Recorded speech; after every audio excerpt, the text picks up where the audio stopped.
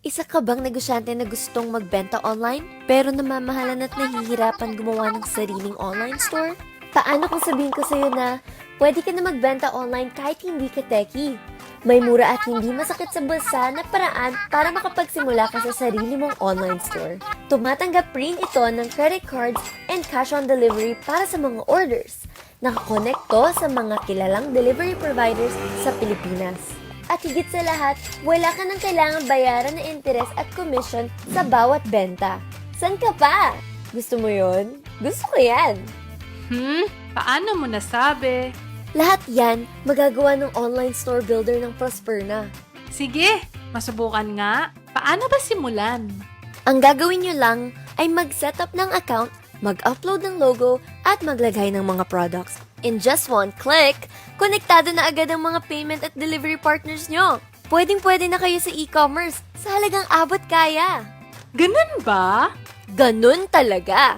Kaya book ka na ng free demo at simulan na ang online negosyo para dumami pa ang benta. Lahat ng yan bigay sa'yo ng numero unong online store builder ng Pilipinas. Mag-prosper na sa Prosperna!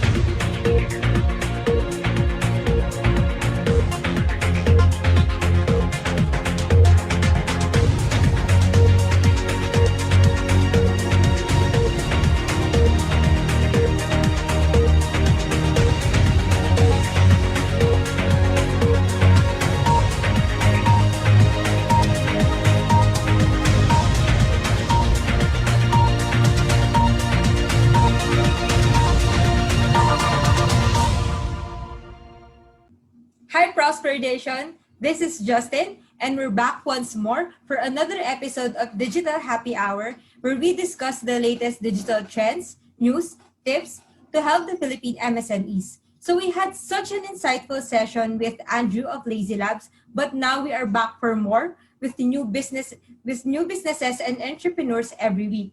To kick things off this May, we are starting with our very own Prosper Nation customer, Poklee Foods. So a little bit background about the Poklee food. They craft all natural and classic Filipino food that are ready to eat once they are opened.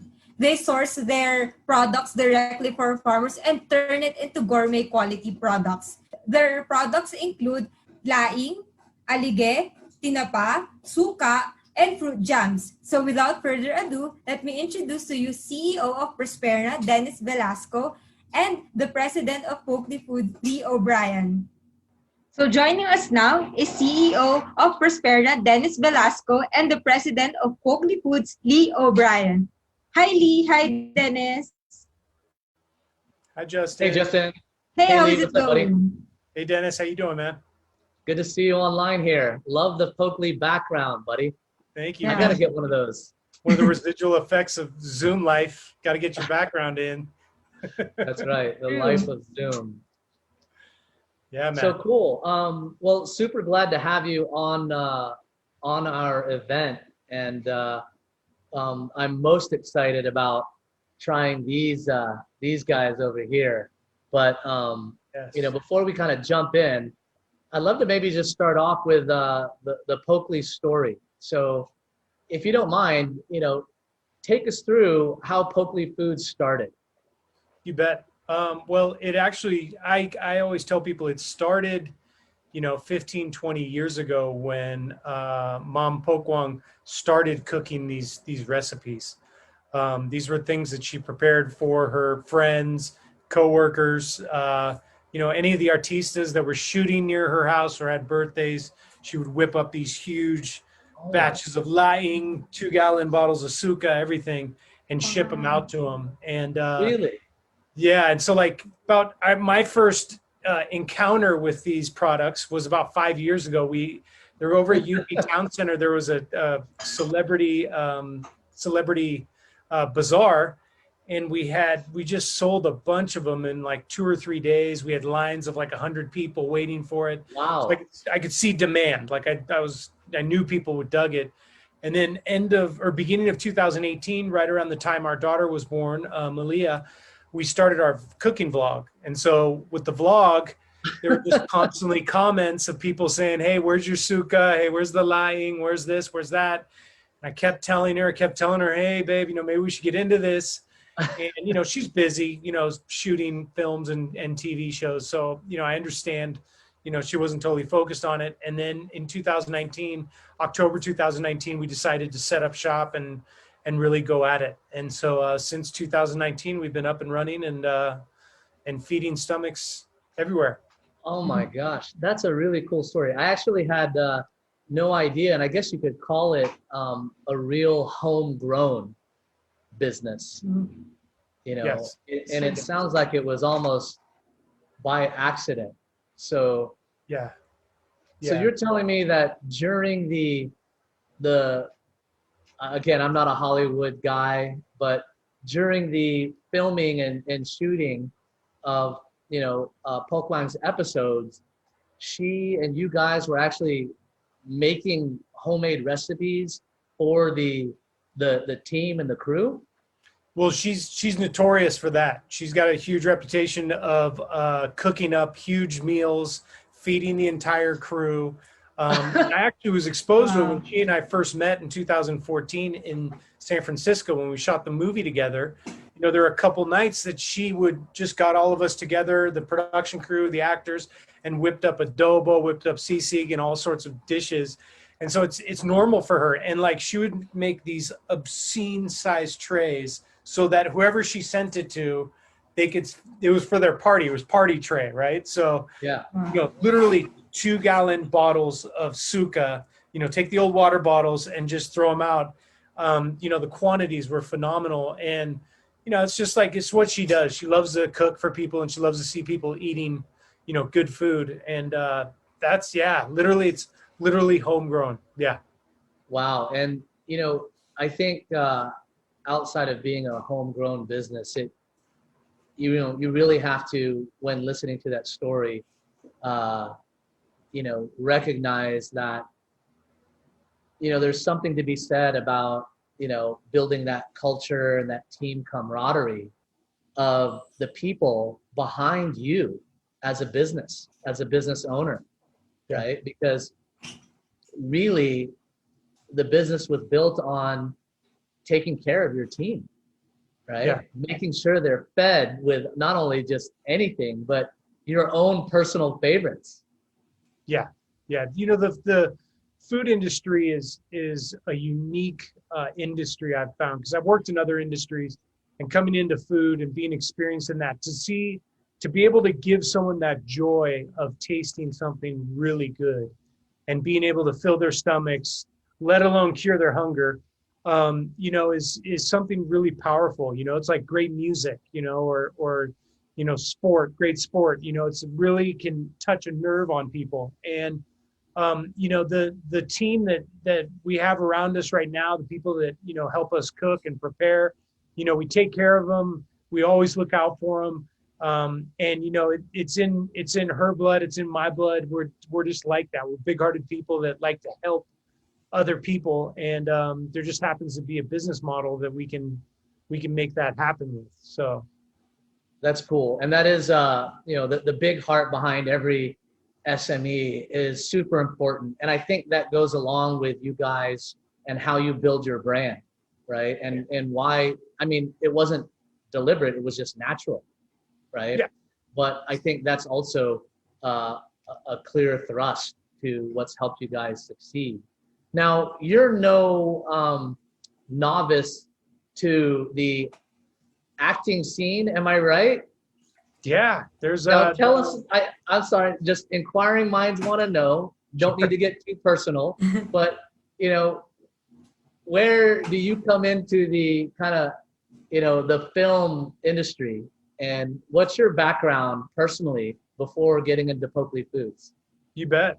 Well, the film industry for me technically started back in 2004 when I was living down in Peru, and I ended up doing a commercial there. Oh, dang, Peru. Subsequently moved to Ecuador and was doing some commercials and infomercials. And then in 2012 was when I started to like focus more on acting. And that was back in the Bay Area, San Francisco Bay Area. So Cool. yeah, brethren. Over in the Bay, we're like the little stepchild or stepbrother to Hollywood. We don't get all the great acting gigs. We get all the beautiful commercial shots. So it's a lot of hustle, a lot of jumping around on different sets, and a lot of, actually though, the blessing there is there's a lot of industrial videos from all the tech companies. So I was in numerous tech companies, informational training videos, sales videos, landing page videos, etc. And so as it turned out, I think I've seen you on the Oracle commercial. It's not a doubt. Yeah, Oracle. There was what was it? It became NetApp. There were okay. other ones. Yeah, there were some other big names that we all end up on in the San Francisco Bay Area crew. And so, like I was saying before, 2014, this kind of stroke of luck, I ended up on a Filipino film. Whoa! Then all of a sudden, ended up dating my co-star, who I visited in 2015 out here. A real teleserie Filipino love story. Yeah, they call us the real love, REEL, and then is real love, REAL. That's our nickname of our. That's our tagline.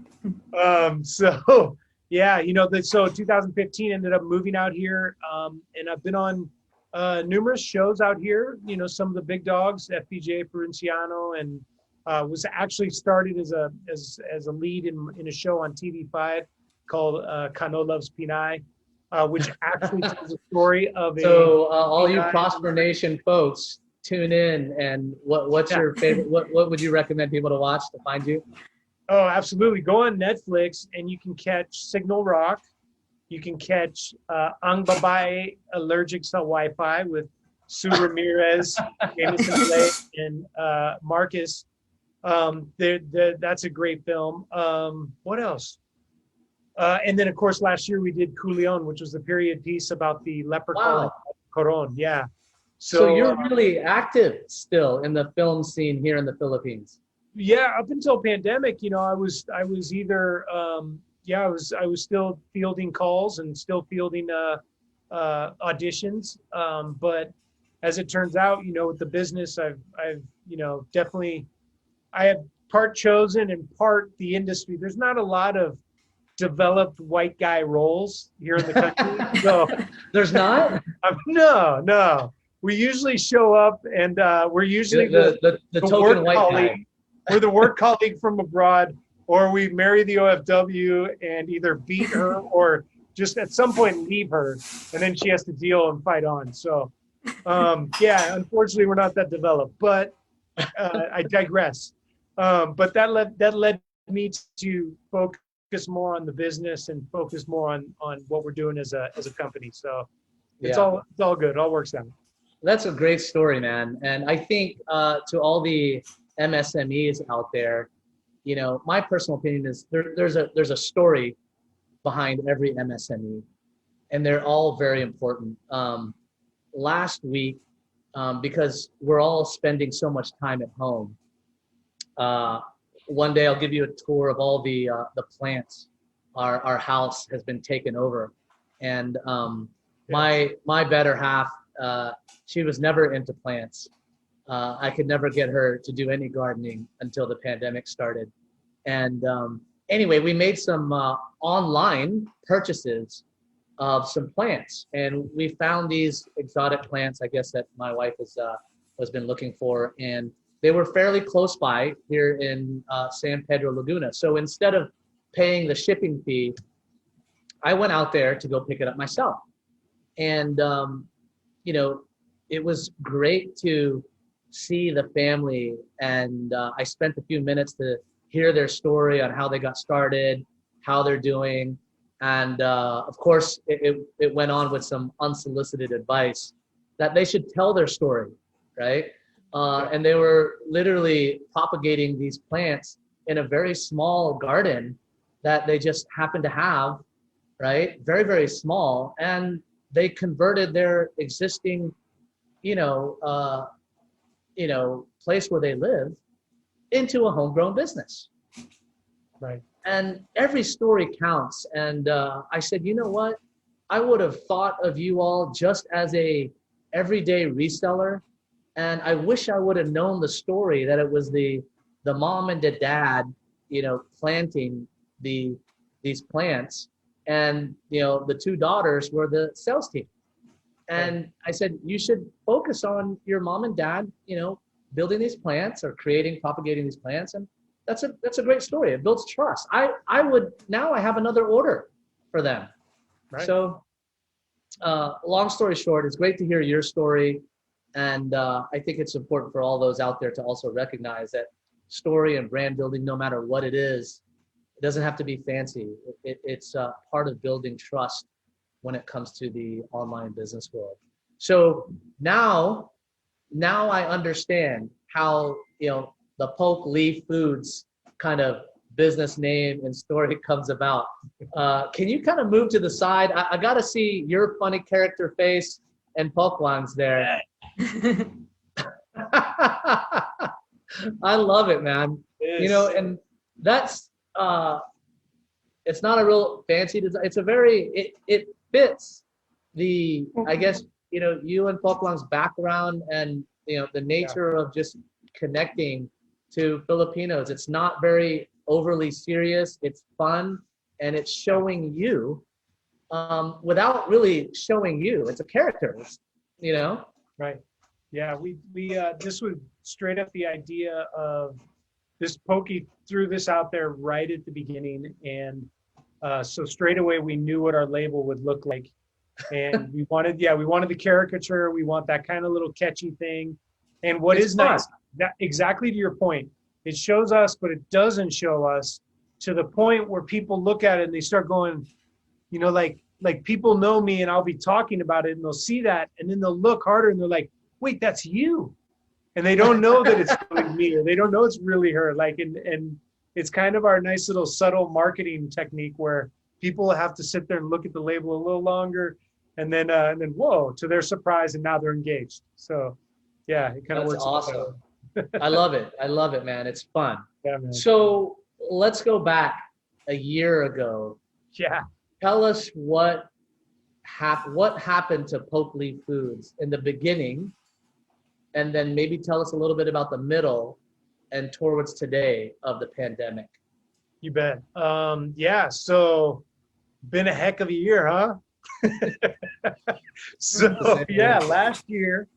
So what happened is, so as I said, we started in October 19. So what that meant is we went into December 2019 and hit the bazaar season, all the Christmas bazaars. We had a really good time. We had really lots of fun talking to the public, giving them the food. We experienced some nice sales. So it was really, really excellent first step, first opening, and momentum. And so we got into 2020. We were just amped. We were so ready to get after the year, had big plans. And then, of course, mid-March hits and everything just comes to a grinding halt. We felt it on all ends. We had lost our distribution methods. We had lost our suppliers. We had lost our workers because they can't come to your house and prepare the food along with Marietta. And then we had a double hit with our family in the sense that we had also told all of our helper staff here at the house that they could go back to their families to be with them, because we wanted them to be with their families in that moment. No one knew where we were going to be tomorrow, so we preferred them to be with their families. So it was really, everything came to a grinding halt. Wow. And so we had to really it's a good time to just sit back and lock in and wait and read the system and see how it was working, because we didn't even have methods for distributing. So, we couldn't even look at it as, oh, well, maybe we can still do this market, or maybe we can just work this until everything else comes back. It wasn't that, and like the suppliers couldn't move anything because there wasn't any special agricultural passes, yet. So it was a good month, 2 months of we're shutting everything down, which we made sure to publicize and tell our clients and customers about first of all, and just get it clear to them. Hey, look, we're going to take a rest for a month or two. I'm not a rest, but we're going to stop operations while we're stressing and wondering what's going to happen to the world. And we waited it out, and just kind of waited for any opportunity to get back to movement and production. And so, yeah, little by little, it started just coming literally halted. just halted. There wasn't. I think the only people we could sell to, actually, the one blessing was we live in a subdivision, and the whole subdivision got hooked up together on Viber, and we started a selling group. And so within the subdivision, we were selling to each other. So anything we had, we were able to sell. But the subdivision, it's only 120 houses, so your market share, your repeat customers are only going to last so long, and then and yeah, so it was a good time to stop and definitely take lay of the land and see where we were, and then wait and adapt to whatever was coming down the pipeline. And so, once we saw there was a little opening for the suppliers, maybe we get an agricultural pass or bump off someone else's agricultural pass. If they were bringing stuff in, ask them to do a pickup. And then once the delivery guys came back, the distribution with, the Lala Moves and the Grabs and all those guys, that really helped out too, because then it gave us, a way to get the product off site and get it to the customers. And then of course, when the workers came back, that was really huge. So yeah, it was ground to a halt, and then crawled, and then walked. And then I guess to answer your question, about halfway through last year, we started to pick up well, and we did okay. And then we have basically recovered, I think, in terms of numbers compared to last year. We've matched back. We've recovered. We've recuperated the levels. You bounced back. Yeah, so we're back to where we were last February. Yeah, for sure. Wow. Oh, That's great. I mean, you're at least able to tell the story in a calm, cool, collective manner, because I know, everybody was just going crazy. And, people might look at these things and these types of food products, they might look at them like it's a very easy thing to do. But very quickly, you kind of outlined everything that it needs, right? Yeah. The ingredients, sourcing them, getting them delivered, the packaging, the printing, your traditional sales channels all being closed, and of course, the customers, right? You at least were able to step by step start finding them again. Yeah. Right. Yeah. We are, well, I'm going to put it out there because it's the elephant in the room, being that my girlfriend is a celebrity, pretty big celebrity. And I'm a known entity. That's about it. Who's the white guy? Yeah. The token white guy over there in the corner. We're not going to deny we do have a range of exposure. We do have a marketing campaign already built into the situation and being celebrities. But at the same time, you still have to do your marketing. You still have to keep showing up every day. And you still have to stay in the face of other people. And so, yeah, we were very lucky to be able to come back to, to have such a vibrant, customer base that would respond when we came back. And, another thing, we weren't sitting on our hands during the pandemic either. We actually ended up releasing about 6 more products throughout seven more products, and even tried out a new product line of fruit jams. So we didn't sit around and love fruit jams. Yeah, the fruit jams are phenomenal. They're very good. Yeah.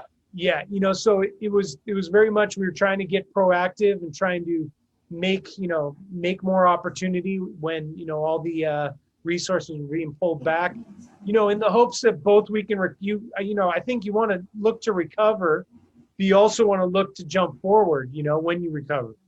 And so if we can come back and we have some nice established products on top of what we had last year, then we're going to come back and we're going to be able to sit stronger, and so it's Great point. and in some points it's still a numbers game. So you don't want to get lost in the setback. You want to be ready for the comeback. Move forward. Yeah. So you guys, I mean, the really cool thing is that it's a story. A year is not that long in the grand scheme of doing business. No. If you can accomplish everything that you said in a year, like number one, stepping back, then starting everything over, and then communicating to your customers that you are still around, and then relaunch and try to even go from where you were to up here, right? That to do that entire kind of cycle in a year, there's no rest in sitting back, right? Yeah, no, none whatsoever.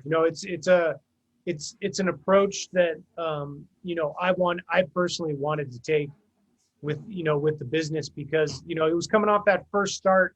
I could see the people when we were at the bazaars. I could see the response from people. We're very fortunate. We have both the popularity of the celebrity, but we also have very good quality food. And, I knew there was demand there.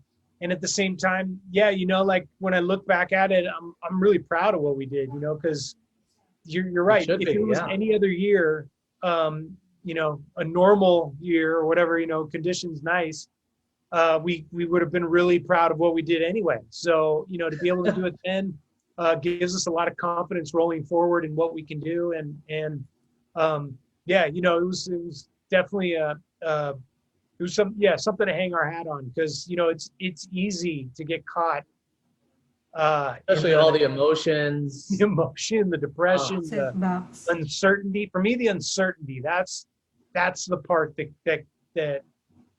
hits the most. It's not knowing how many cases there are. It's not knowing when the vaccines are going to come in. It's not knowing when the market's moving. We just don't know straight facts anymore. Right? Yeah. So every day you're, okay, what's the update? Like you're sitting there in that constant limbo. You can't stick your feet on the ground and feel secure. So it makes for I think that's the biggest stressor for me.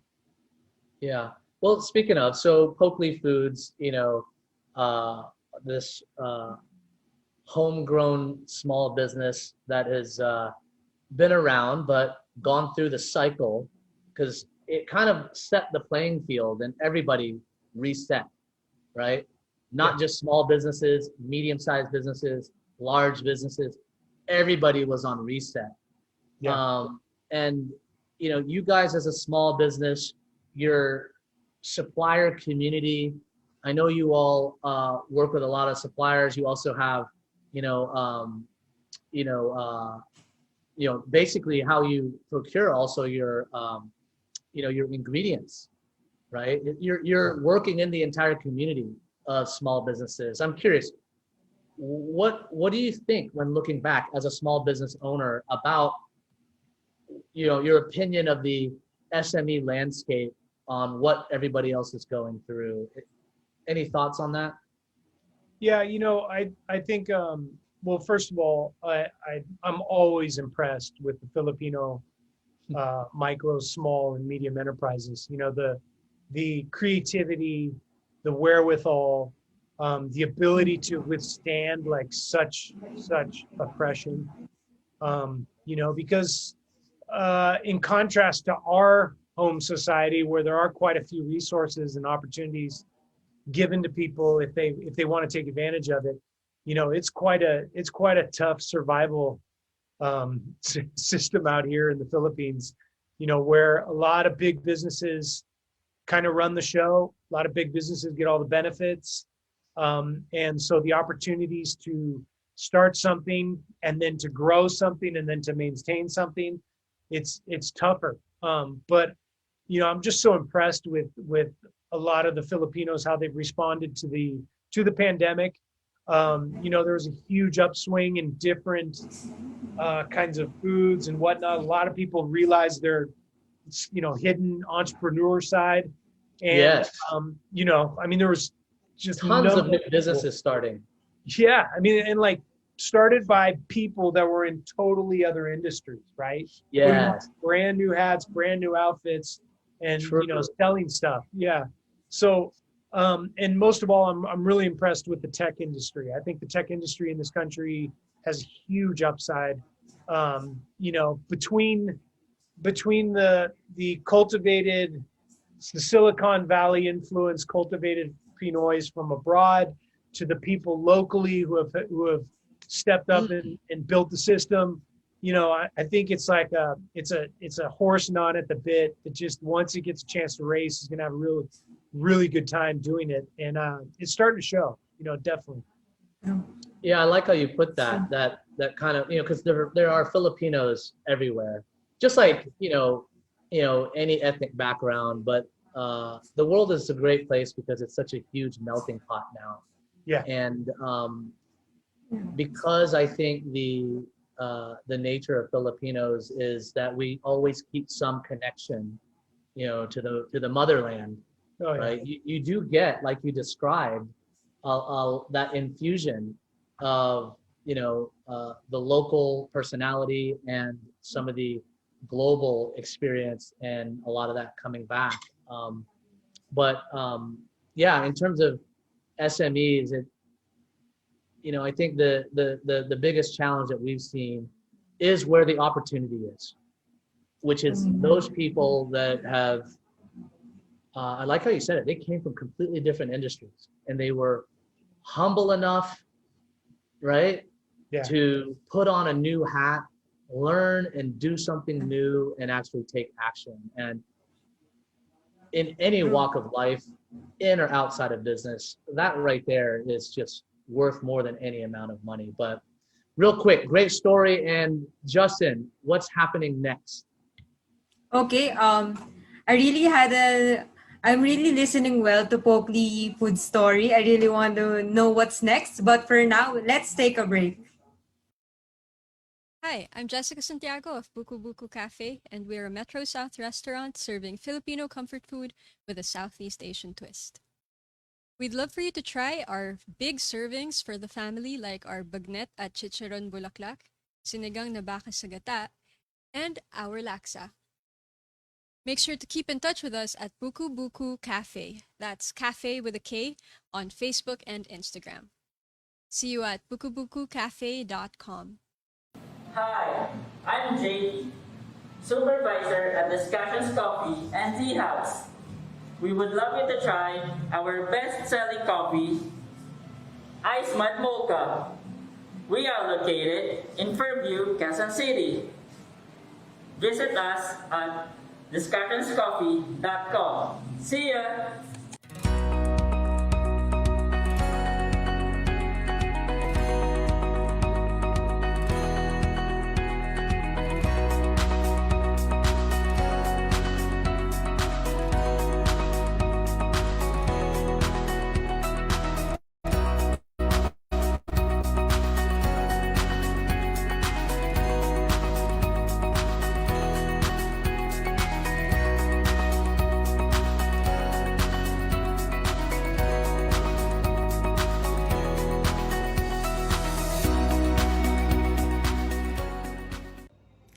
Hi, I'm Leo Bryan, co-founder of Poklee Foods. Come check out our Suka Laing Tuyo Tinapa, Dalawang Aligay, Dalawang Alamang. Every single month, we have really cool promos going. Come check us out, www.pokleefoods.com. Kanin na lang! Hello, I'm Stephen from Sears, and if you're looking for properties within Metro Manila, Pampanga, Laguna, you could visit our website at sears.ph, seares.ph. Hey, Prosper Nation, and now we're back So before we start, let me just say thanks to all the customer videos that were sent to us. So it's Buku Buku Cafe, Discussions Coffee, ABCDV, of course, Poklee Foods, and Ceres. So to start things off, Lee, I just want to ask, how were you able to start selling online? Well, very similar. I like to believe that just about everybody who's selling online is at least on Facebook and Instagram. I believe True. just about everyone's on that. I mean, it's just that easy, free platform that you can automatically jump on. I will admit, at the beginning of the pandemic, one of our first pivots and big moves was Viber. We started Okay. jumping into Viber a lot more because you have those condensed groups that you Yeah. can jump in, and then you can also create a group for your company, which allows for kind of a resting place for people. If you can't get online, Yeah. then you also have phone numbers to work with, which is nice. And then, the other thing is I always knew we needed a website. And I'm not saying that because I'm talking to Prosperna, a website developer. I came to you because I always knew we needed a website. That's why. And that's why I'm saying that. Like, I know that, to me, a website is kind of like the home office, like it's like to me, I believe you need a spot where people can come and check you out, on your turf and on your terms and in your way. And as great as Facebook, Instagram, Twitter's, any of the social media platforms, now TikTok is huge. As great as they are and as much of a function they serve, I truly believe everyone goes and checks your website at some point. There's like, let's not forget about search. People, you hear about, I hear about some company, I'm going to go, I can check their Facebook page. That's one way, but I'll go on their Facebook page. I'll click their website because I want to go deep dive and figure out what they're really about. I'm interested. Are they legit? You know what I mean? Like there's that natural, not rabbit hole, but there's natural path that you follow to get to where you want to know about a product or a brand. So I knew the website had to happen for that. I also wanted something to happen for our sales on our website. I wanted people filtered there. And I think as a business and as a brand, you want to siphon people over onto your terms to siphon down, for example, the emails, the client information.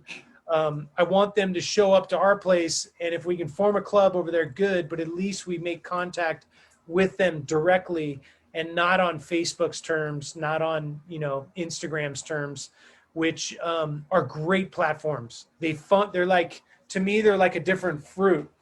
But, like I want something that's like a basket that can carry all those fruits. And that's, to me, what a website does. That's cool. Yeah, I think I'll borrow your word. It's kind of like your home base or your headquarters. And, I think you said it, like we're all consumers. And anytime you go about buying any product or service, the natural consumer evaluation process is to check out how legit are they, right? Right. And there's some form of validation because anybody can get a Facebook, right? Not to turn this into a negative Nelly topic, but I think the DTI had said there was like an increase in almost 30% of fraud and scams online, and much of it takes place on free platforms because for scammers, it doesn't cost them anything to get started to scam people. Exactly. Right? Low overhead scam. But I can tell you guys really thought through and the process, and I think it absolutely makes sense for why you would start on Facebook, then gravitate to Viber. I think what you said is really consistent with a lot of MSMEs out there. So when you were going through that, what were the challenges that you faced? What were the, just a few of the 2 or 3 hardest things that, led you to making decisions to evolve each time? Yeah, there's first of all, there's the pressure to be on numerous platforms at once, which Oh, that's true. then creates the pressure and tons of responsibility to maintain your connection with all those platforms at once. That can be So- stressful.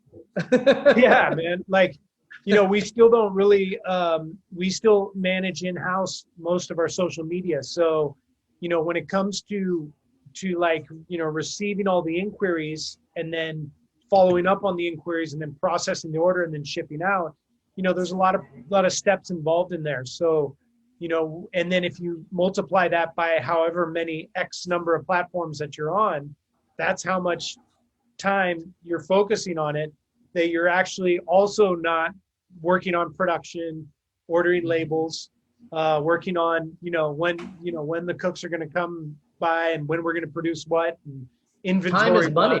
Time is like, money, man. Time is money, and like, that's the thing is, I think first of all is knowing and being proactive in managing the number of platforms that you're sitting on.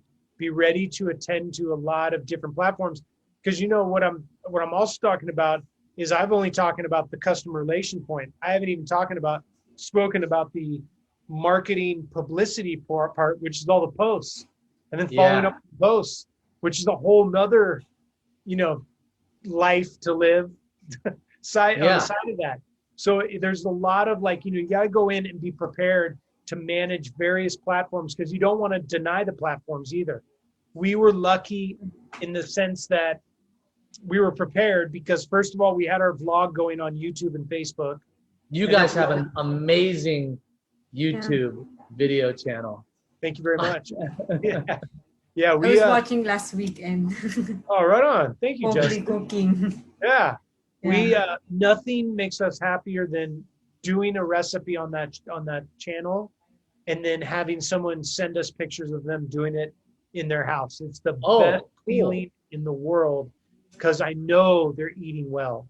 Her Pokey's recipes are like, she has an amazing ability. She's not just an amazing cook. She's amazing on the fly, adaptive cook, in the sense that if you tell her something, she'll say, "Oh, you want to eat that? Okay, yeah, I'll make that for you." And the next day you're eating. It's So boom. it's like, be ready. Be careful what you ask for, because you'll be eating it tomorrow. I'm So gonna come we over to had- y'all's place and eat. Well, you're more than welcome. We had that advantage going in, so we were established there. But then the key was that adding on the new social media for the products, and then adding on the new platforms.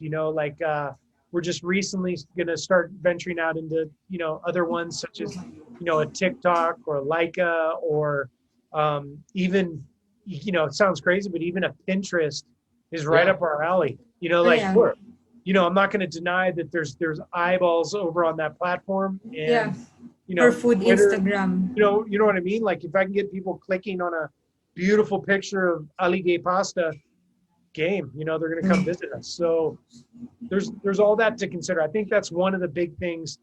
And then second of all, also make sure you have and stay attentive to focus on creating all of that content that you're going to provide for your platforms. Make sure you're on top of pictures, make sure you're on top of stories, make sure you take so much. The people that are you want that third party validation, right? So take customers that are happy, they're sending you pictures in the DMs. I always ask permission to repost, and then if I get their permission, that thing is going to go up on our social media, and I will repost them, and I will tag them and let them be a celebrity for a day and enjoy the publicity. But what I want to show to people is I want that third party validation. I want people to see, hey, I'm not just telling you it's good. They went and sent us pictures. It was so good. I want that validation. So manage that third party validation, manage all the pictures. During the pandemic, we had 3 different photo shoots or photo campaigns created for our products. And then working with you guys on the website, we had to, it's all managing, what is the product pictures going to look like? What are the story pictures going to look like? What's the about us going to, because those are all different themes and different angles. You got to be prepared for those. And so that it's tackling the social media, vehicle. It's a big, huge truck with a lot of gears and levers. But once you're driving it, you can go down the road and get some miles down the road really well. Yeah. Yeah. So that what you explained is a lot. So getting online, there's a lot to it. There's a lot more than just being on Facebook. There's a lot more to it than being on Viber. There's a lot more to it after you get your online store and website. Totally. We tell a lot of people that, hey, if you think that an online store and a website is going to be your silver bullet, you're going to be sadly mistaken. We try to be that business partner to help people understand, like what you've described and what are living through, to make it succeed. So I'm curious, maybe you can give folks some tips, like on a marketing standpoint, right? You're on Facebook, you're on Instagram, you have the online store, right? How do you view making the marketing work? Let's say I was going to join you guys as, a marketing intern, and I said, okay, Lee, what do you want me to do? Where would you have me focus? I think, first of all, and this is something I'm learning about, so I'm not going to sit here and talk like I'm some industry veteran. Sure. This is what I've learned. This is real life stuff. Yeah, this is real life stuff that I'm learning over the last year, and that it That's does. fair, because how many other people? Everybody's learning. Totally, right? Totally. And if I can share it to someone and someone else does it, I'm seeing this work for other people, and I'm starting to implement it with us. And the first thing is the value creation. Like, not you guys are great at this, by the way. I love what you guys are doing. It's not just us. We're going to get away, Poklee, from just going on and saying, wow, look at our line, buy now, DM us your order, blah, blah, blah, sell, sell, sell. It's all about like jumping in there and telling them, we're going to start giving cooking advice. We're going to start giving storage advice. We're going to start giving them ways to pack it, send it back to their family and friends around the world. Things like that, how to reuse the jars once you're done with them. All these things are values that people can like learn from and kind of build a lot more credibility with us. We can sell all day, and what's bad about selling is the first few times people are really cool with it, but like, let's say we catch them on the fourth or fifth time and they're not maybe with the money to buy, or maybe they're just not in the mood anymore. Then all of a sudden the pendulum swings way over to the negative side, and you get people resentful. We don't want to crowd into that. We're not all positive. So if we're going to keep it positive, we're going to add value, we're going to entertain. I'm really impressed with what you guys are doing with your with the Prosperna 100, with this right here, this happy hour, with the different posts you guys do, where you do like a 6-photo post of do this, do that. Those are the things that are adding value. We can show some amazing pictures, but they will just give people that validation and happiness in the moment. That's why I love our vlog, because if I can get someone cooking our recipe at home, we just help feed their family of 6 really well. You know what I mean? Yeah. So don't eat that yet, Dennis, by the way. Dude, I've been eating. You guys are killing me. And then, no, but that's the thing. So add the value, throw in the value, and like what I'm learning to do is, instead of this one path of I've got to sell to you, okay, I'm going to stop and look around and like, what are my activities? Okay, well, I'm dealing a lot with shipping, so there's probably some advice I could give on shipping. I mean, who doesn't want to know how the product is shipped? I mean, I don't want it just to magically show up, and at least I have some baked in confidence on how the food got from your place to mine, right? To my plate. Right. Also, and then on the back end of that, or the front end of that, feature the suppliers. I like giving our suppliers some hype. We work with some really cool ingredient suppliers. You know, it's another blessing of the pandemic. What happened is there's a bunch of farms way up in Benguet and in the north, Pangasinan, who overproduced and couldn't move their product. And you had all these amazing people jump in, connect with them, and they've started doing farm direct deliveries, farm direct sales. You know, I'd love to take this moment to give a shout out to a group called Sadiwa. It's a group of amazing women who have bought directly from farms, strawberries, rosemary, and some other fruits and vegetables. And they've directly helped the farms. They go and they intentionally buy market, like at the market value or above. So the farmers get more than their subsistence, and then they come and resell it. And it's ended up in our fruit jams. Our pineapple. How'd you find them? Strawberries came from them. How'd you find them? We found them. Well, I was actually on Twitter, and there was a guy up in Benguet, one of the farmers, who was like, I don't know when we're going to move our product. You know, I'm sitting here looking at like, 1,000 cabbages and nowhere to go. And I'm like, hey man, I'll take any of that. And so he sent me to them, and then they're the contacts here in QC. Crazy. So it's, and you found a Benguet, a farmer supplier in Twitter. Benguet from Twitter. Just a Twitter post. Yeah, the dude posted on Twitter and was just a farmer on Twitter. Yeah. Crazy. Totally. That's so awesome. Yeah. And I think that's also another good piece of advice is don't just use your social media, sit there and spend some time being attentive to social media and being aware of what people are talking about. Get off. Unfortunately, and bless their hearts, I have nothing against them, but if there would be a way to filter the K-pop off all the social media, I'd be able to actually see information that's relevant to me and my business. But unfortunately, it dominates. But if you can get through the K-pop, and bless K-pop part, Blackpink is my daughter's number one band, so nothing but love.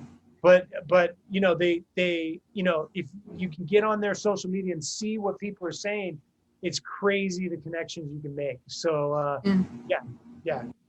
That's cool.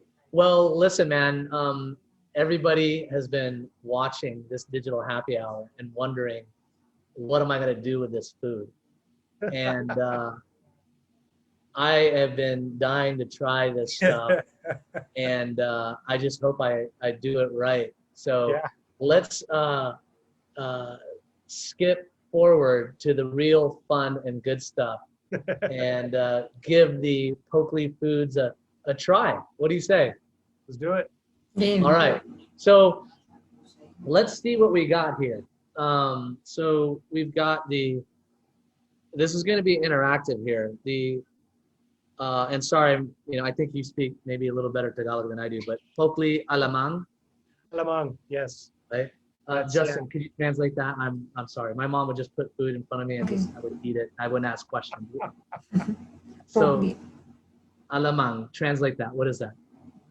I think that's crabs. Am I right? Crab, sure. Seafood, crab paste, or alamang. Crab, shrimp paste. Okay, okay. Big seafood lover. We're gonna try that, and then I think this is another. Yes. Seafood one. This one. Yeah. Luckily, I was told. Yeah. Make sure you work out. I did work out this weekend. So this is the Poklee chili garlic aligé. Yeah. That's one of our original products. That is an amazing, ready to go. Couple scoops, throw it in your pasta or rice. You're all set. Yeah. And we'll come back to the instructions for sure here. It's good. Because my cooking skills are pretty low. Okay. I don't even know if you call this cooking. So luckily for food businesses like Poklee Foods, you're making it easy on guys like me, as you can tell so far right now. I'm. It's a tasting show, not a cooking show. It's a tasting show. Now this one, Poklee tinapa. Did I say that right? Tinapa. Yes. Yeah. Okay. Yes. Smoked fish. Delicious. Okay, that's got to be good. Maybe we should. You should also give some suggestions on how to pair these with a nice, Filipino handcrafted beer or something. Maybe for another show. Yeah. Okay. I love this at any restaurant. Poklee laing. Yes. the laing is this is one of the stalwarts. This is one of the big dog products we got. And it's just right on the spiciness. It doesn't dominate. And it's Oh. Bicolano approved. All the Bicolanos in there try it. Oh, really? Wow. So this is legit Yeah, stuff. Okay. so we get their approval, we're okay. So here's what we've got, right? I've got these, just so you know, I've got these little bowls here to pull some of it out. And then I've got this pasta that was pre-made here. And then a small bowl of rice, okay? So, oh, wait a minute. I actually have and I'm sorry because, again, I'm weird, but I have a freshly warmed baguette also. Oh, nice. Because I was gonna try this on as like a tapas style also. Is that okay, or would I be breaking any rules? Absolutely. Okay, Absolutely, one second. I will be back. It's just right there. Do your thing. Mukbang. This is going to be a Poklee mukbang. Yeah, the mukbang. We got it. Yeah. I actually watched your videos last week and Lee. And my favorite one was your Tagalog challenge. I was laughing throughout. Oh yeah. Yeah. How'd I do? Was it okay? Yeah. There were some parts where I was laughing with Pokwang's reaction because even she couldn't understand your Tagalog. I want to see Lee get hit over the head with a chinelas because of his bad Tagalog. Anyway, so okay, all right. I have some fresh baguette here. I'm sure it will make this baguette taste better. I did slightly toast it a little too much, but it'll be fine. Okay, so walk me through this. What do you suggest we start with in this wonderful 4 series flight? Yeah, so I recommend let's do this. Use your plate, and because I want you to get the maximum mix on. So the way we do this is just take a spoonful of your rice, 1 spoonful lang, not the whole thing. Okay. And then with that much rice, put about half a spoonful, if that, of that chili. Do you like spicy? Oh yeah, man. All about the spice. We can start spicy then. Let's start it up. Yeah, about a half spoon. I literally haven't opened this, so it can just go straight out of the jar. Do I need to heat it up? Yeah, no, it's ready. It's ready. Really? Yeah. Okay. Yeah. So do a little stir. Little stir, yeah. Get that all mixed up. Okay. That's aligay. The basis of aligay is crab paste. So that's all the crab fat from under the shell gets pulled out and processed.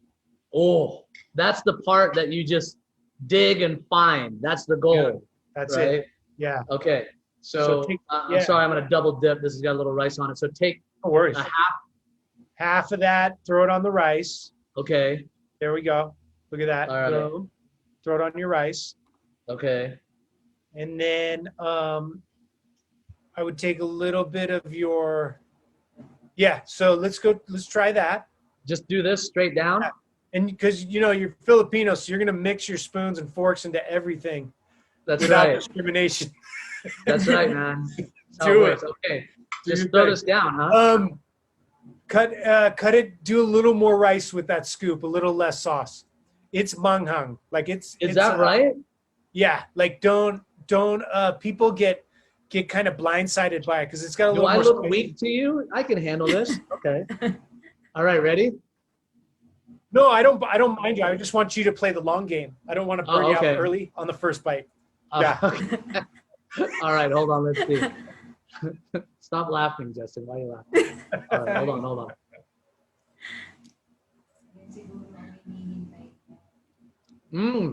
Okay.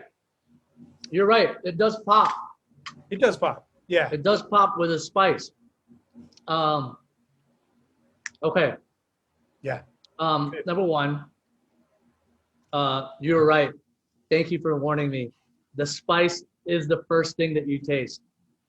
But that's because it's chili-based garlic, right? Yeah. But then once after the spice hits, then you get that follow-up taste of the actual, aliget, right? And but Yes. I love it because I'm a big fan of spice. Yeah. Well, we make our own now, right? In the new norm, we have some of our own, fresh chilies that Yeah. we make here. So I love it. So can I finish this other bite here? Absolutely. Yes. Please do. All right. Now, what if I put this thing on bread? Yeah, you can totally do it on bread. It makes a great Really? spread. Yeah. Something I should mention is so Ali Gay is funny. It's got this huge reputation for cholesterol. Okay. Right? Fill So us a lot in. of people talk about it being fatty, talk about it, the cholesterol levels, etc. Well, we did our laboratory tests on our aligay, our chili aligay. It's less than 5 milligrams of cholesterol per serving. It's ridiculously low. It's actually Lab test? yeah. So it's one of our first steps to getting FDA approved, and I'll tell you that makes it an absolutely ridiculously healthy food. Hey, So, great point. So yeah, like while there's a lot of home-based businesses being popped up, you guys are FDA approved, all right? we're It's not basically- yet. We're working on that.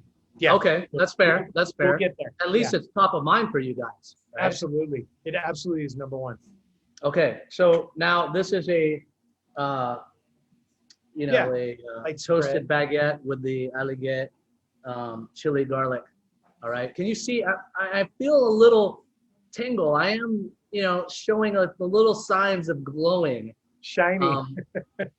Am I, Justin? Is it Yeah. okay? Can you see me sweating a little bit?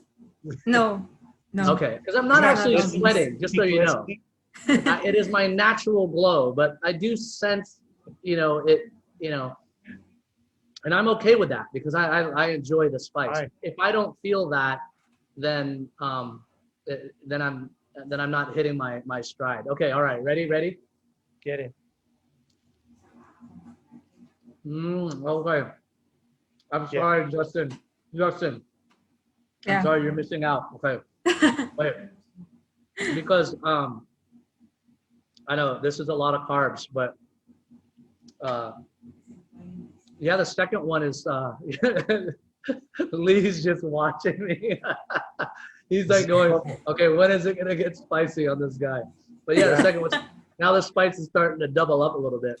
Yeah. Maybe have you ever seen those shows where people just eat like insanely crazy spicy stuff?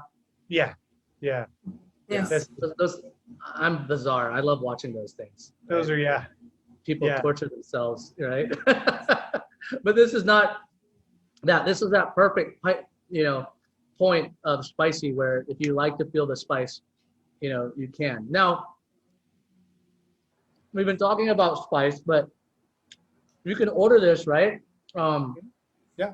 In different flavors, am I right? Or Yeah, so we have two variants. So we have the chili garlic aligay, and then we have straight garlic aligay. So it's all no spicy and just heavy presence of garlic. And so, okay. yeah, like what's great about these is as you're tasting, as you can taste, they're ready to eat. So they're pre-cooked and then made. So what traditionally happens with aligay sauce is crab paste. You have to take it, cook it up, mix it with stuff. So kind of our nice, unique selling proposition is we offer something that you can literally scoop and start eating like you're doing right now. yes, that's awesome. Yeah. Ready to serve, right? Yeah. The garlic, I love the garlic. Like it's All right.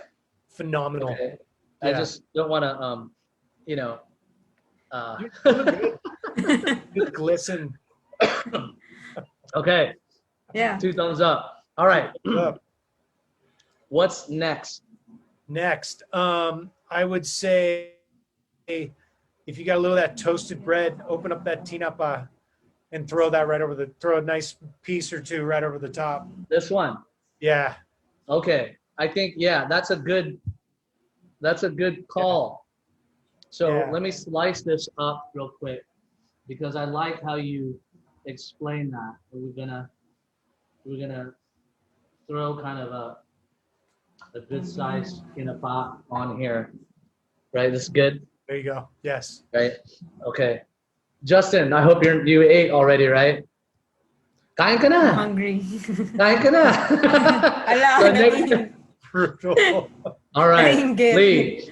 After this, when we'll order online, send some to Justin. Okay. Absolutely. Okay. Wait a minute. Oh shoot! This one has some. Okay, wait. I'm sorry. This is bad etiquette, right? And I should be more prepared. But okay. No. So I'm gonna take this, and I think I've got a good one here. Yeah, they're A nice. good- and fat. There you Like go. that, right? Yeah, throw it on that bread. Throw it on here so it. Ooh, it smells nice. Oh, It it's smells a like it just got someone just cooked it. Yeah. Wow. Okay. Do I throw any sauce on it or just is it good to That's go? at your discretion. I would go for a bite without, and then you can throw a little on the vialige on just to try it out. You know Oh, what I mean? we're gonna Yeah. do a Seafood little dip. combo. Yeah. Wow. Okay. Do you do this at home, Justin? Which one? Tinapa and alagao. I mean, I want to make sure that this, this guy. I know Lee's one of those funny guys that he might, he knows I'm a novice at eating Filipino foods, and he I'm might. going to be full disclosure right now, Dennis. When it comes to that alamang, I'm not going to tell you what to do with it because I stay away from alamang. Is that right? Well, I'm all for it, man. Right now, so far so good. Let's give it a try. Yeah. This one is Enjoy. Poklee tinapa. Yes.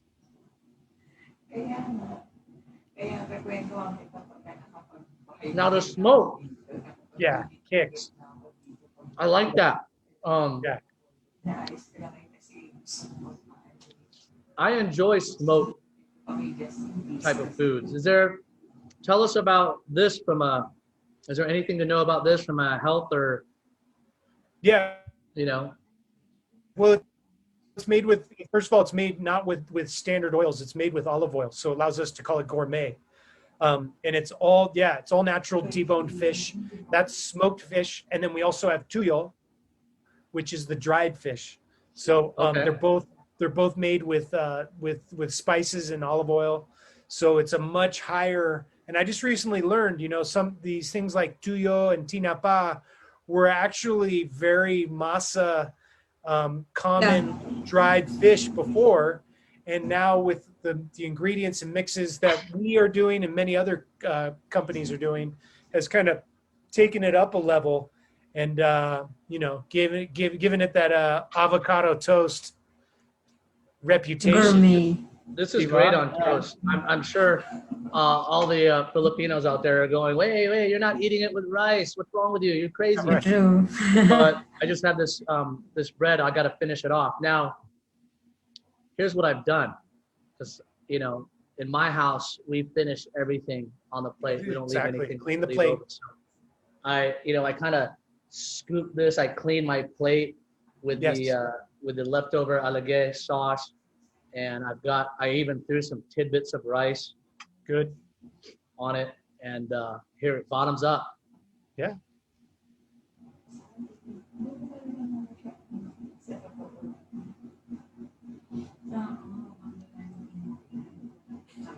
I think I ate too much bread. Okay. Now I'm tasting it because it's making me sweat again. Okay. Let me take a glass of water. You guys Do it. grab a drink. Do it. Yeah. I like it because I'm a weird person. I'm like the guy at home that I eat all the leftovers and I make a new meal. Yes. I Yes. put everything together, and to me, it tastes good. Right? Leave. That's the way to do it. Because no one But- else is touching them either. You know, Yeah. like you got free range. Do your It's all thing. for me. You know? Now, but I will do this with just one bite traditional because I want to try to tinapa with rice alone, Yeah. Go for it. right?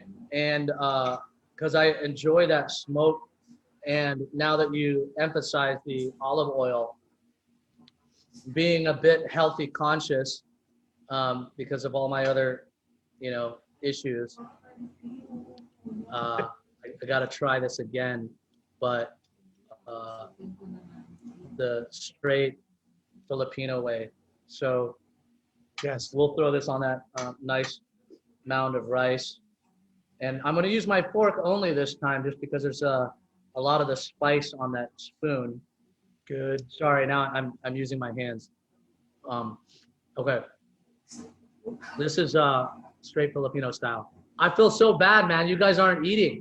But Oh, Lee, tell me, do you eat this stuff every day? I mean, do you have your own recipe? I put down the suka just about every day because I throw it on. I've just I didn't even know what suka was 5 years ago, and as of 2 years ago now, I throw it on everything. I love it so much, and especially our brand. I'm very partial to our suka. It's made from sasa vinegar. That's from palm trees. It's got a really hearty taste, and it's got some good spice to it too. So it appeals to everybody. We'll have to try that. But dude, the yeah, tinapa and rice, the best. It's awesome. Phenomenal. I mean, yeah. I think I would have to vote no to the bread and the tinapa, even though, from a tapa style, it goes fine. But just because it's a classic combination, the tinapa and rice. Yeah. But the way you guys smoked it and with that olive oil, it's awesome. So good stuff. Use that too for you can make a great pasta with that tinapa. So you use about half the tinapa, use some olive oil, your pasta there, cut up some basil leaves, and you're set. So wait, we have this pasta here. What do we do with this? That I would take a little piece of that and then try the aligay on that. We've got a seafood pasta recipe. I'm avoiding the alamang. Did you notice? Yeah. Why? What you doing to me? I want to open that one. Get after it. Go for it. Just eat it with whatever you want. Eat it with rice. I don't know. I stay away from it. I'm serious. Okay. Justin, what do you suggest? Yes, Justin, please. Would we go to the pasta or what? Yeah, we can try the pasta since we haven't had any combo of the pasta. Okay, pasta and what? Well, you already tried the tinapa with many, so we can try the aligay. Which one? Alamang? Can that go? Does alamang go with pasta? Does it? I haven't tried any crab pasta at all. For sure. If that's crab, yeah, definitely. Okay. It's shrimp. All right. I'm sorry for all you viewers. Please don't hate. I'm the only one eating this anyway. So go for it. I'm just gonna finger food this thing. So the alamang, as many Filipinos, I'm sure Justin can tell us too, it's a key ingredient in pinakbet and kare-kare. So okay. Very much, it's either like, I know there's some people in our family who eat it standalone, and then there's a lot of times we use it for cooking. So it's great for cooking. So do I need to heat this up or no? I could just throw it in here and mix it up? Throw it in. Game. Is it also spicy or no? There we have a spicy variant and we have a non-spicy. Okay. Well, the spicy, the chili garlic that thing's like a marathon of spice. It keeps going. I love it. Yeah. But just, it's kind of like, it doesn't just stop, but it's good. Okay. All right. So I'm going to mix this thing up. There you go. Right. Okay. Straight out of the jar. All set. I mean, I laugh because it's so easy. It's like, all these things, I wouldn't know how to mix any of these things. I wouldn't know what goes with what. And that's one of our nice little unique selling propositions. It's ready. Okay, you guys ready? Let's throw this down. Game.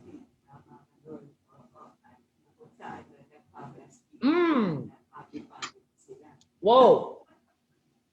That one. Love it. Good.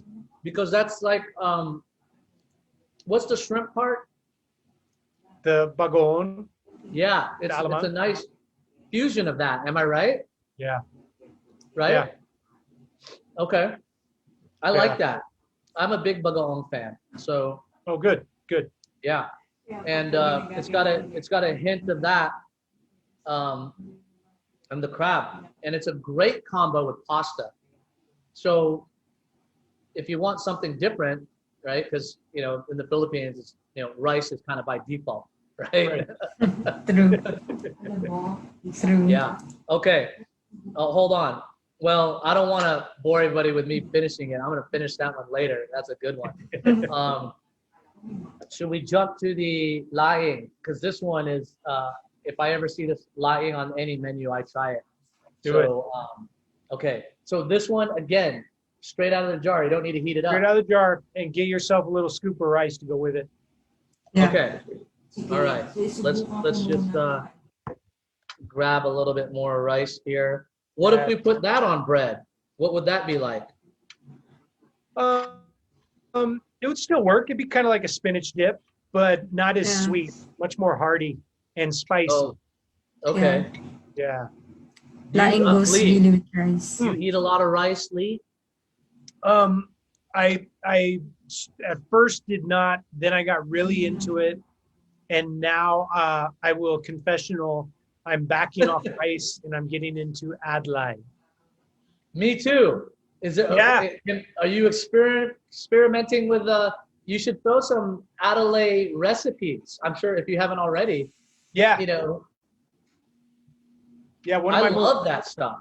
The aligay goes really well with the adlai. Now wait, the laing has, what do you call these things? These little things? Talis. It's like little dried fish. Dilis. Dilis. Yeah. A little fun fact. Usually, a lot of times, laing will be made with pork, and in our case, strictly seafood. So it's very for the Muslim population. That's good. It's a very good option. Oh, I like that. Yeah. That again, you guys really just think, put some new twists into these things, right? Yeah, that's great. Okay, Justin, are you hungry? Becoming more and more Ay, kawawa hungry. si Justin, kawawa. I want to get Sige, you a ikaw tissue, next. Justin. Wipe the Yeah. drool off. Yeah, I'm watching Dennis' background more rather than Dennis. Okay. So here you go, down the hatch. Enjoy.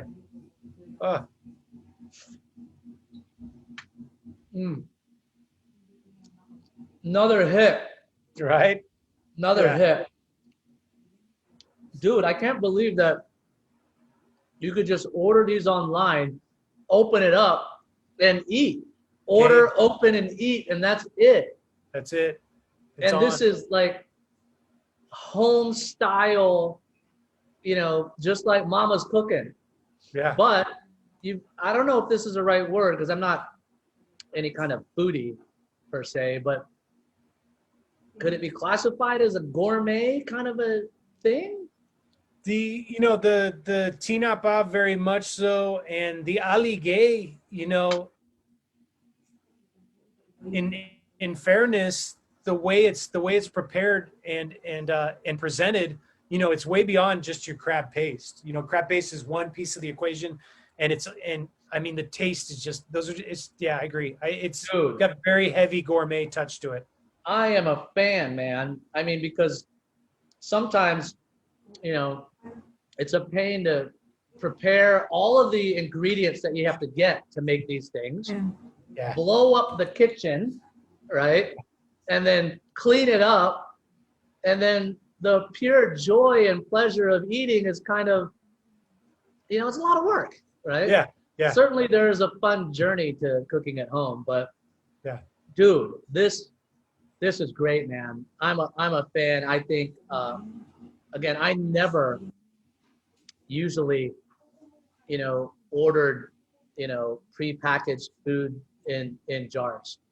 Right. I would only get whatever my wife would bring home from a gift, which I guess these make great gifts, right? They are. Yeah. Um, but Pasalubong. because my impression before was that they're just kind of normal things that you can make at home.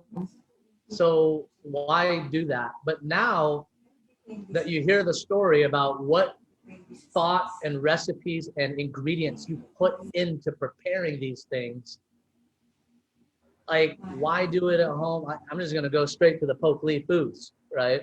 You go. That's it. I hear Awesome, you. awesome. Okay, so I know that we are all hungry by the mukbang for Poklee Foods, but now let's answer some questions for the crowd. The first question is, how can we keep packed food fresh without using too many preservatives? I guess that is definitely not a question for me, but Lee, that's a good question. It's a great question. We, first of all, are happy to report that we do not use preservatives or extenders. It's all natural. Everything you're tasting is all natural. Dude, that's a great mention. Yeah. So, that was also another thing we set out to do when we started was, for example, in the suka department, there's been so many reports of fake suka, acids and stuff being used. So we wanted to go straight to the stores, get it from the farmers. And so we do that. So a great way for preserving the food and maintaining it. First of all, always keep it refrigerated. As much as you can, keep it refrigerated. I know there's a tendency to leave it out on the table sitting with all the other food. Yeah. That's okay. But if you're going to do that, maybe do it for a day and then put it back in the fridge. At least once it's open, just go refrigeration, always. Also, for food producers, manufacturers, when you're producing it, when you put on the seal and you wrap it, it's really nice to go and put it back in and reboil the bottle. And you can do kind of a homemade sealing method with that, and that'll buy you a lot of shelf life. So, again, I'm sorry, Lee. I'm not that experienced and skilled here in the kitchen. I just eat whatever's in sight. So when people order these online and they buy it, before, if they wanted to buy, a few extra, you don't need to put it straight in the refrigerator, right? You can store it. Or did I hear that wrong? Put it straight in the refrigerator, even if you don't open it. Well, we always recommend, for example, our laing is probably the most sensitive. So we always recommend that goes into the refrigerator because the shelf life on it is just barely a month. That's how that's literally how all natural it is. When you get into the suka, that's going to be like 4 or 5 years. So don't worry about it. And then everything in between is kind of up in the air, but we recommend once it's opened, we always recommend put it back in the fridge because you're gonna need to maintain it. Nice. Okay. Yeah. Got So it. pre-opening, it's not too bad to leave out, but don't leave it in exposed sunlight or heat. Kind of keep it in the cooler pantry or where it can stay kind of cool. Dude, you're like a Filipino food expert now, man. Just been a sponge picking stuff up. I used to be like you. I just ate. That's good. That's good. I hear you. Justin, what are the questions we got out there? Okay, so another question is, for food businesses, small food businesses, what do you think is better? Creating one big kind of menu where people can get what they want, or should you just focus on like a specialty menu? Well, the temptation early on is to go for the big menu, especially if you have the talent, to cook. Someone has, these 10 amazing recipes. I think in due time you can get to the 10 recipes, but I think it is definitely better to pick 1, 2, or 3 and just start there and then build out from those. The reason I'm saying that is because, first of all, you don't know how the market's going to respond. So you want to give it a little time period to see how they respond to like your first 2 or 3. Second of all, you got to think about your production costs. So you don't want to like overspend on labels and bottles and and like very heavy sunk cost materials that for things that maybe don't even pan out, that you don't even have that high of a response to, and so like even with us right now, we know what products are really our top sellers, and the ones that are kind of on the bottom end, we're kind of sitting there going, we're seeing if we'll hold on to them, and so that's even we're at about 8 to 10 products. So even now we're still thinking about cutting. So I don't think that the value is in throwing all of them out there. Build up to it with patience. Yeah, because then you also, that if you put too many, you have to consider, right, the operation side, right? Stocking and storing all the ingredients and all that stuff too. Yeah, and then also, I think something that's really important and really, really key to focus on is to read your customers and what they're responding to. And if you sit there and you drop 10 products on them at once, you're going to lose them. Like one of the keys to the bazaars that we were doing was less products. Go up there with 3 products, give them 3 choices, and then, then they sit there and they either want it or they don't, and then you can just be really good at those 3 things. Yeah, get really good at those 3 things, and then you can add on something later on, and then you can add on something else later on down the road. So it's, I think also in reading your customers, what's really important, and we had the benefit of this through our blog, is when you launch your 3 products, start reading the comments on your social media, and if they start recommending other things and start hearing something being repeated, like I've got Aligay Suka lying, but they keep telling me Tuyo, pretty soon start thinking about releasing your Tuyo. That's great. Yeah. Base it totally off the market. So speaking of, planning in the future and listening to customers, maybe we can get close to wrapping it up. And I'd love to hear like what's coming for Poklee Foods in the future. I know you guys, it sounds like based on what you were saying earlier, have some good ideas. So love to hear a little bit about that. Yeah, we're definitely very, very happy with the product line that we have right now. And we're getting, like I said, we've returned to our level that we were at last year pre-pandemic. So we're very, very grateful and very blessed for that. And we're looking to push on, and we want to get well distributed first in the Philippines, cover this country well. And then I'm not going to lie, in terms of our end goal, or not end goal, but our number one big goal is export. We have demand from OFWs and Filipinos across the globe, all over North America, Europe, Middle East, all over Asia. And so the demand is just there, and we want them enjoying this food too. And it's just like our tagline, that taste of home. We want those people that are farthest away from home to be able to have that taste of home. And so, that's definitely where we're pushing. And don't be surprised too. We've started offering roasted chickens. Mamang's got a roasted chicken, honey, rosemary, and spice.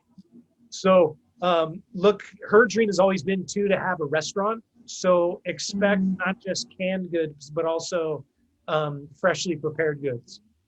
Nice. Yeah. Well, lots of big plans, and no, I think you summed it up well, and I'm just really happy and want to give you a congratulations for what you guys are doing. I think beyond recovering, getting back to where you are, and the future vision of where you guys want to go, I think it's just great for others to hear and get inspired by other small businesses, homegrown like you guys. So congratulations. Thanks again for being a Prosperna customer, of course. And we look forward to supporting you as you guys continue your growth. Likewise. Justin, back to you. Thank you, Justin. Okay, before we close, I would just like to ask Lee, if where they could find you, your website, your social media, as well as your YouTube for your Poklee cooking. You bet. You guys can reach us at www.pokleefoods.com. That is Prosperna run website. And then also you can check us out on Facebook or Instagram at Poklee Food Products. and check out our vlog on YouTube, Poklee Cooking Official. And also, we are also on Twitter at Poklee Foods. Okay, that's great. So before we end, I would just like to thank everyone who watched. And I know that all of us will be on Poklee's website after ordering that alige, that tinapa. So for now, goodbye everybody, and we'll be back next week for another episode of Digital Happy Hour.